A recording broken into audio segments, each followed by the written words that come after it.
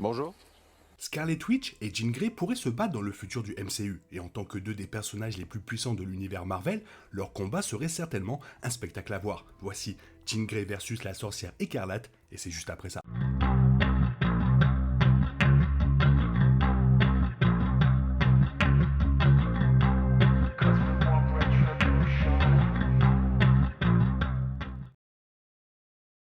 La sorcière écarlate et Jean Grey n'ont jamais eu la chance de se rencontrer en live action, puisque Wanda Maximoff a habité le MCU, tandis que les deux versions de Jean Grey étaient confinées à l'univers X-Men de la Fox. Cependant, l'acquisition du studio par Disney en 2019 a rendu leur rencontre dans le MCU beaucoup plus probable, de sorte que les deux pourraient avoir la chance de montrer leur incroyable capacité incomparable avec les autres héros du MCU.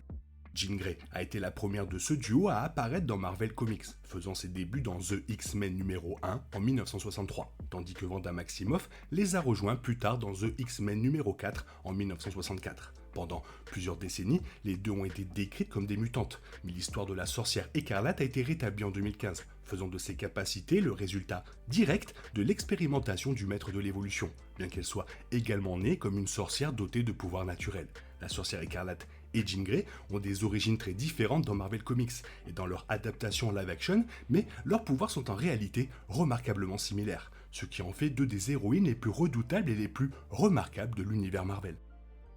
Dans le MCU, Wanda Maximoff a été présentée avec une gamme de capacités puissantes liées à son exploitation de la magie du chaos. Bien que Wanda soit née en tant que sorcière dotée de certaines capacités innées, ses pouvoirs ont été renforcés après avoir été exposée à la pierre mentale tout en se soumettant à l'expérimentation d'Hydra. La magie du chaos de la sorcière écarlate lui confère des pouvoirs, notamment la télékinésie, la manipulation de l'énergie psychique, la lévitation, la projection de champs de force et la télépathie, qui lui permettent de manipuler l'esprit d'autres individus. Elle a également fait preuve d'une maîtrise typique de la sorcellerie, notamment le lancement de sorts, la téléportation et la transmutation, bien que son don le plus impressionnant soit celui de modifier la réalité. Interprétée par Famke Janssen et Sophie Turner, Jean Grey dans l'univers X-Men de la Fox a démontré des capacités similaires à celles de la sorcière écarlate. Jean Grey est née mutante et ses pouvoirs sont apparus lorsqu'elle était enfant, provoquant, par inadvertance, un accident de voiture familiale. La capacité principale de Jean est la télékinésie, lui permettant de déplacer des objets avec son esprit, mais elle l'utilise également pour voler, tirer des explosions d'énergie et manipuler des objets au niveau moléculaire. Jean Grey est également capable de télépathie, de projection d'illusions, de précognition et de manipulation de la mémoire, et est considérée comme la seule mutante de classe 5 de l'univers X-Men, ce qui la rend extrêmement puissante avant même de se lier à la force cosmique Phoenix. Alors que Wanda Maximoff et Jean Grey ont tous deux une énorme quantité de pouvoir, la sorcière écarlate du MCU a une bien meilleure maîtrise et compréhension de ses dons que Jean Grey dans l'univers X-Men. Bien sûr, il a fallu plusieurs années à Wanda pour comprendre pleinement son véritable potentiel, et le public a vu ses capacités et sa confiance croître de façon exponentielle depuis ses débuts en 2014. Ses pouvoirs ont fait un énorme pas en avant lors d'Infinity War, où Wanda a montré la force de détruire une pierre, et WandaVision et Doctor Strange is the Multiverse of Madness de la phase 4 l'ont vu enfin embrasser tout son pouvoir, mais pas pour des gains complètement héroïques.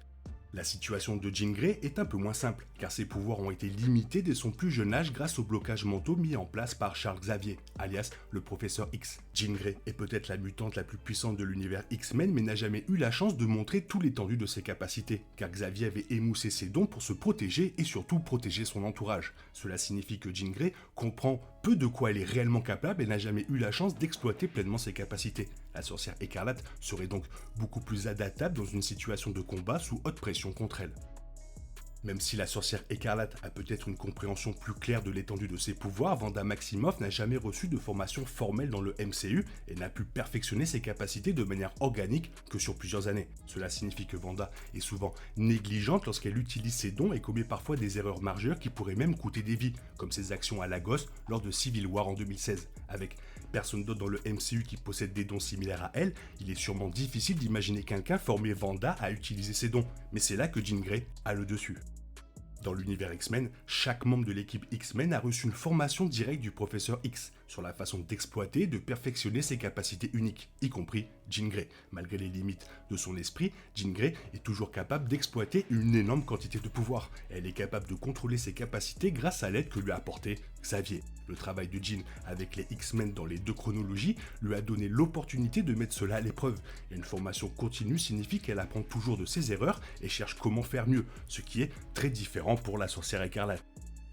La phase 4 de Marvel Studios a finalement démontré le pouvoir le plus impressionnant de la sorcière écarlate, alors que WandaVision a vu Wanda Maximoff modifier la réalité. Au cours de sa série, le chagrin de Wanda suite à la perte de ses parents, de son frère et de Vision a abouti à la création de son propre monde dans la ville de Westview, dans le New Jersey. À l'intérieur du ex de Westview, les règles de la physique se sont pliées au propre design de Wanda. Elle a été capable de transformer tous les aspects de son monde pour s'adapter aux différentes périodes de son monde de style sitcom. Elle a manipulé l'esprit de chaque résident de Westview pour les forcer à représenter des personnages à l'intérieur de l'ex. Elle a pu étendre l'ex à volonté.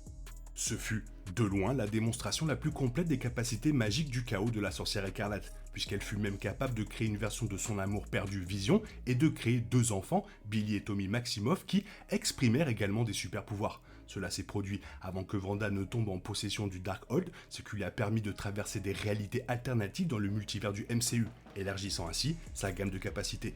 Ce type de déformation de la réalité est quelque chose que Jean Grey n'a jamais été capable de réaliser, suggérant peut-être que la sorcière écarlate pourrait simplement modifier le monde à son niveau le plus élémentaire pour piéger Jean Grey dans son propre monde de fortune. Bien que Jean Grey n'ait jamais montré de capacité naturelle de déformation de la réalité dans l'univers X-Men, son lien avec la Force Phoenix a amélioré ses pouvoirs mutants au-delà de toute croyance. Dans la chronologie X-Men originale, Jean Grey de Famke Janssen est devenue la Dark Phoenix dans un X-Men, l'affrontement final. Au cours du projet de 2006, les pouvoirs télékinésiques et télépathiques de Jean Grey ont été considérablement augmentés, la rendant capable de désintégrer le professeur X avec peu d'efforts et de jouer avec les règles de la gravité. Cependant, l'affrontement final a relégué l'adaptation de la saga Dark Phoenix de Marvel Comics à une intrigue secondaire, mais X-Men Dark Phoenix de 2019 a placé ce scénario au premier plan.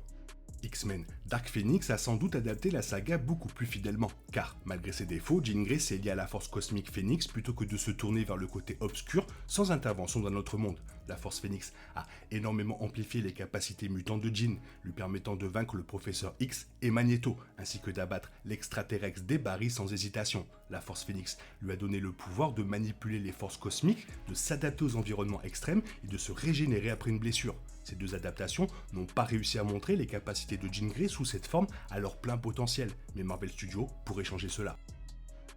Même s'il faudra peut-être un certain temps avant que Marvel Studios ne se lance dans cette saga, des appels ont été lancés pour qu'une véritable adaptation du scénario de Marvel Comics soit adaptée dans le MCU en constante expansion. Les deux précédents films X-Men n'ont pas réussi à montrer tout l'étendue des pouvoirs de Jean Grey avec cette force, mais ses débuts et sa configuration appropriée dans le MCU pourraient enfin offrir ce que les téléspectateurs espéraient. Renforcés par la Force Phoenix dans le MCU, les pouvoirs mutants de Jean Grey égaleraient peut-être les capacités magiques du chaos de la Sorcière Rouge, faisant d'une bataille entre les deux un moment grave épique.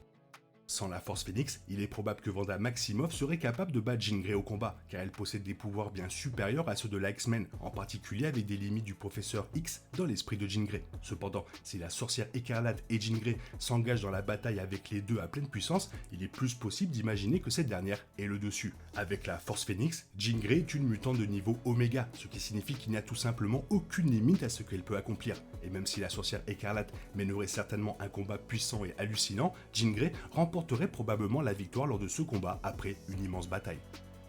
Après les événements de Doctor Strange in the Multiverse of Madness de 2022, la sorcière écarlate est apparemment morte dans le MCU, ce qui rend son avenir dans la franchise incertain, bien qu'il y ait des spéculations sur son retour. A l'inverse, Marvel Studios a commencé le développement de son reboot X-Men, ce qui signifie qu'il ne faudra peut-être pas trop longtemps avant que Jean Grey soit présentée dans le MCU. Si la sorcière écarlate revenait dans le futur du MCU, il est tout à fait possible que sa connexion avec les mutants de Marvel Comics constitue une bataille entre la sorcière d'Olsen et Jean Grey du MCU, même s'il faudra certainement un certain temps avant que cette bataille très attendue ne devienne une bataille réelle. Voilà, c'est tout ce que j'avais à dire sur ce fameux combat. Toi, quel est ta préférée? Fais-moi part de ton avis dans la zone commentaire. Sinon, il est temps pour toi de reprendre le cours normal de ta vie. On se retrouve bientôt pour une nouvelle vidéo. Bisous bisous, bye bye.